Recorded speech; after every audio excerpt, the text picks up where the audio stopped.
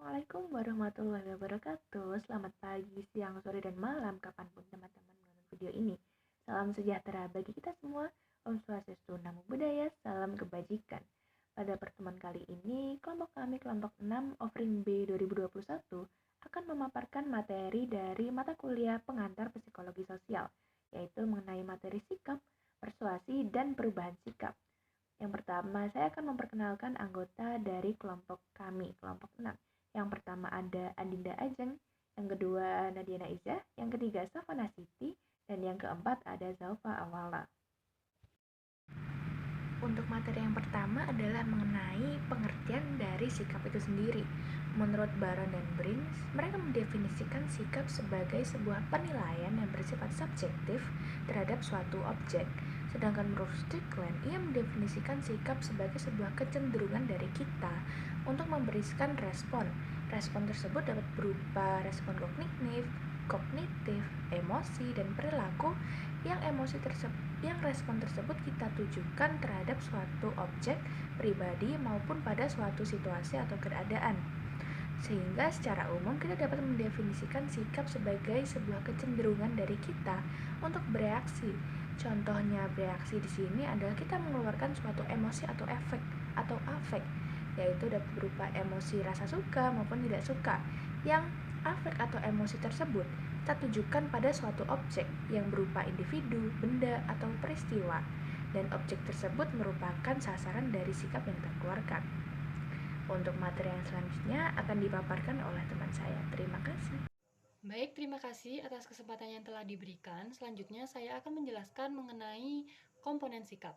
Komponen sikap sendiri terbagi menjadi 3, yaitu yang pertama ada komponen respon evaluatif kognitif, adalah gambaran tentang cara seseorang dalam mempersepsi objek, peristiwa, atau situasi sebagai sasaran sikap. Komponen ini adalah pikiran, keyakinan, atau ide seseorang tentang suatu objek. Dalam bentuk yang paling sederhana, komponen kognitif adalah kategori-kategori yang digunakan dalam berpikir. Misalnya, kategori sepeda motor adalah sepeda motor pria dan sepeda motor wanita, atau kategori sepeda motor Honda dan Yamaha. Kemudian yang kedua ada komponen respon evaluatif afektif, adalah perasaan atau emosi yang dihubungkan dengan suatu objek sikap. Perasaan atau emosi meliputi kecemasan, kasihan, benci, marah, cemburu, atau suka. Contohnya, di negara Amerika Serikat, kemungkinan berpindahnya orang kulit hitam ke daerah perumahan orang kulit putih dapat menimbulkan rasa cemas bagi warga kulit putih. Dan yang terakhir adalah komponen respon evaluatif perilaku. Adalah tendensi untuk berperilaku pada cara-cara tertentu terhadap objek sikap. Dalam hal ini, tekanan lebih pada tendensi untuk berperilaku dan bukan pada perilaku secara terbuka. Misalnya, orang memiliki tendensi untuk melakukan tindakan diskriminatif terhadap anggota dari kelompok etnis tertentu. Namun, karena tindakan itu secara sosial dan legal dilarang, maka ia tidak melakukannya. Materi selanjutnya akan disampaikan oleh rekan saya. Baik, terima kasih atas kesempatannya. Pada slide ini, saya akan menjelaskan tentang fungsi sikap. Fungsi sikap ini yang nantinya sikap tersebut akan termanifestasi dalam perilaku atau tingkah laku seseorang. Menurut Descartes, dalam bukunya Luthans tahun 1995, fungsi sikap itu dibagi menjadi 4. Yang pertama, fungsi penyesuaian diri, di mana orang-orang itu cenderung mengembangkan sikap yang akan membantu untuk mencapai tujuannya secara maksimal. Lalu yang kedua ialah fungsi pertahanan diri. Sikap dapat melindungi seseorang dari keharusan untuk mengakui kenyataan tentang dirinya. Lalu yang berikutnya ialah fungsi ekspresi nilai, yang mana sikap seseorang itu dapat membantu ekspresi positif nilai-nilai dasar seseorang, memamerkan citra dirinya, dan aktualisasi diri. Lalu yang terakhir ialah fungsi pengetahuan. Sikap membantu seseorang menetapkan standar evaluasi terhadap sesuatu hal. Baik, terima kasih penjelasan dari saya tentang fungsi dari sikap. Materi selanjutnya akan dijelaskan oleh rekan saya. Baik, terima kasih. Selanjutnya saya akan menjelaskan tentang teori sikap. Yang pertama ada Theory of Planned Behavior. Teori ini dikemukakan oleh Eisen pada tahun 1991. Perilaku merupakan hasil pertimbangan sadar dari beberapa faktor, dan sikap bukanlah satu-satunya prediktor tunggal dari perilaku. Selain sikap, Lingkungan sosial pun berpengaruh terhadap intensi dan perilaku. Lingkungan sosial mempengaruhi persepsi kita mengenai apa yang seharusnya kita lakukan atau tidak dilakukan dalam situasi tertentu.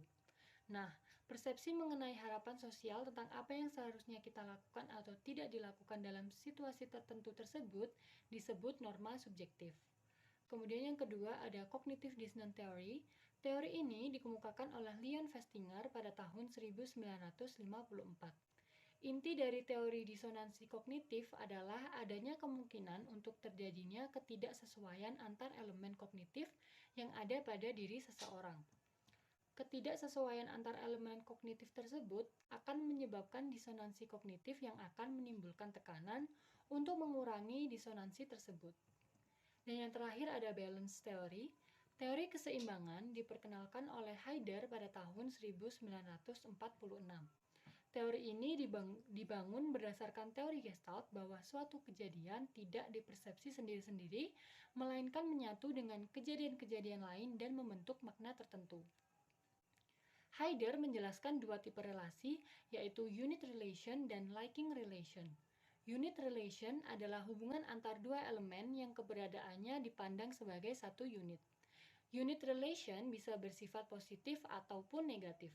Sedangkan liking relation adalah hubungan antara dua elemen apakah disukai atau tidak disukai. Suatu hubungan akan menimbulkan keseimbangan kognitif apabila unit relation dan liking relation dua-duanya positif ataupun dua-duanya negatif. Cukup sekian yang bisa saya sampaikan, selanjutnya akan disampaikan oleh rekan saya. Terima kasih. Baik, terima kasih Adinda. Saya Safana Siti Rahmanda dan pembahasan selanjutnya adalah hubungan antara sikap dan perilaku. Sebelum kita masuk ke materi, agar tidak bingung, saya akan jelaskan terlebih dahulu apa sih perbedaan sikap dan materi. Nah, yang pertama, sikap itu mengacu pada pandangan mental seseorang, sedangkan perilaku menyeratkan tindakan, gerakan, tingkah laku, atau fungsi individu atau kelompok terhadap orang lain. Lalu sikap itu berdasarkan pada pengalaman dan observasi, sedangkan perilaku berdasarkan pada situasi. Sikap merupakan sifat manusia, sementara perilaku merupakan sifat bawaan. Selanjutnya, sikap itu mencerminkan apa yang kita pikirkan atau kita rasakan, sementara perilaku mencerminkan apa yang kita lakukan. Dan yang terakhir, sikap didefinisikan oleh cara kita memahami sesuatu, dan perilaku didefinisikan oleh norma sosial. Nah, misalnya kita menilai sikap seseorang itu sopan ketika ia memperlihatkan perilaku seperti membungkukkan badan saat lewat di depan seseorang atau sekumpulan orang. Sikap itu seringkali dianggap sebagai prediktor dari perilaku. Namun, ada kalanya perilaku seseorang bertentangan dengan sikapnya, atau bahasa kasarnya itu bisa disebut dengan munafik.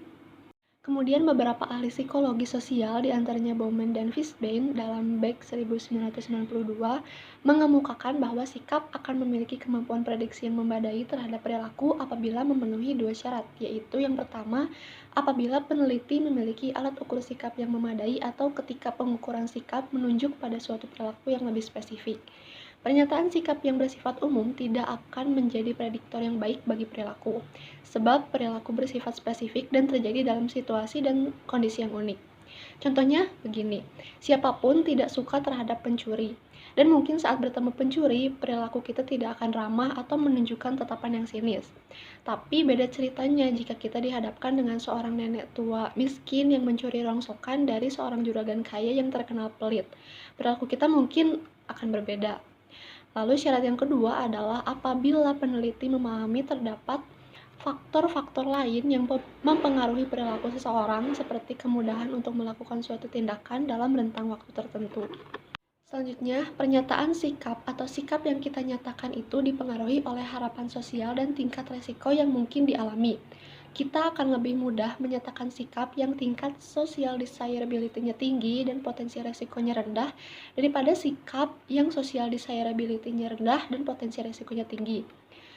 Misalnya seseorang yang menyukai sesama jenis di Indonesia tidak bisa terang-terangan menunjukkan perilaku menyukai sesama jenisnya itu karena penerimaan sosial masyarakat Indonesia terhadap LGBT rendah dan adanya resiko akan dijauhi atau digunjingkan.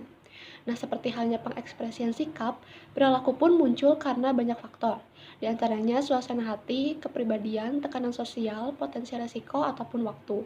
Faktor sikap hanyalah salah satu faktor yang berpengaruh terhadap perilaku. Lanjut ke materi selanjutnya yaitu persuasi dan perubahan sikap. Persuasi adalah suatu usaha secara cermat dari seseorang atau suatu kelompok untuk mempengaruhi keyakinan, sikap, dan perilaku orang lain atau kelompok lain pada arah tertentu. Nah, proses persuasi ini sangat bergantung pada keberhasilan proses komunikasi. Proses komunikasi yang efektif membutuhkan kesatuan situasi antara pengirim pesan dan penerima pesan.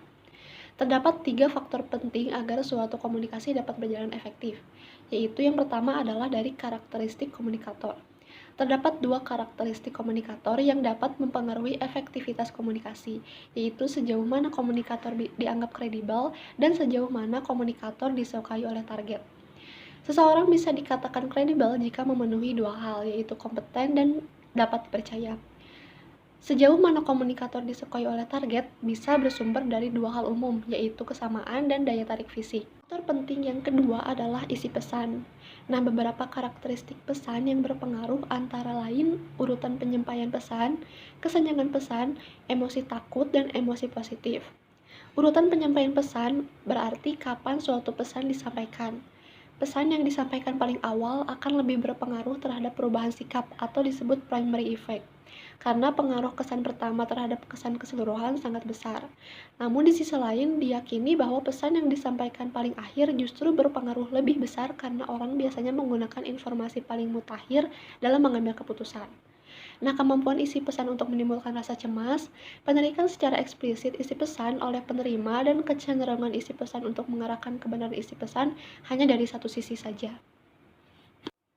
Faktor penting yang ketiga adalah karakteristik target.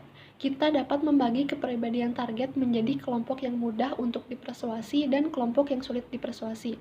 Pembagian itu harus mempertimbangkan sumber persuasi, intensitas persuasi, dan muatan isu yang disampaikan. Semakin individu terlibat pada suatu isu dan merasa berkepentingan dengan hasilnya, maka ia semakin menolak adanya usaha persuasi dari para komunikator. Selanjutnya, penelitian Lord, Ross, dan Lepper tahun 1979 menyatakan orang yang memiliki opini yang kuat terhadap suatu isu sosial hanya bersedia menerima informasi-informasi yang menguatkan opininya. Untuk materi selanjutnya akan dijelaskan oleh teman saya, Zalfa Awala. Terima kasih. Baik, terima kasih. Pada slide terakhir ini, saya akan menyimpulkan dari beberapa subbab materi dari bab sikap, persuasi, dan perubahan sikap. Di antaranya ialah banyak sekali kontroversi tentang kejelasan hubungan antara sikap dan perilaku seseorang. Lalu, sikap sendiri itu dinilai sebagai penilaian subjektif seseorang terhadap suatu objek sikap atau tendensi untuk bereaksi dalam cara suka atau tidak suka terhadap suatu objek. Lalu berikutnya, komponen sikap itu merupakan respon evaluatif yang bersifat afektif, perseptual, kognitif, dan konatif atau sering disebut juga dengan perilaku. Lalu yang berikutnya, sikap akan memiliki kemampuan prediksi yang memadai apabila yang pertama ialah peneliti itu memiliki alat ukur sikap yang memadai. Lalu yang kedua, peneliti paham akan terhadap faktor lain yang mempengaruhi perilaku seseorang tersebut. Lalu teori tindakan beralasan itu merupakan teori yang berhasil menjembatani hubungan antara sikap dan perilaku. Lalu persuasi itu bisa diartikan sebagai suatu usaha secara cermat dari seseorang atau kelompok untuk mempengaruhi keyakinan, sikap, perilaku, dan perilaku orang lain atau kelompok lain pada arah tertentu. Persuasi ini sangat bergantung pada keberhasilan sebuah proses komunikasi. Baik, terima kasih. Itu saja presentasi dari kelompok kami tentang sikap, persuasi, dan perubahan sikap. Apabila ada salah kata, harap dimaafkan. Sekian, wassalamualaikum warahmatullahi wabarakatuh.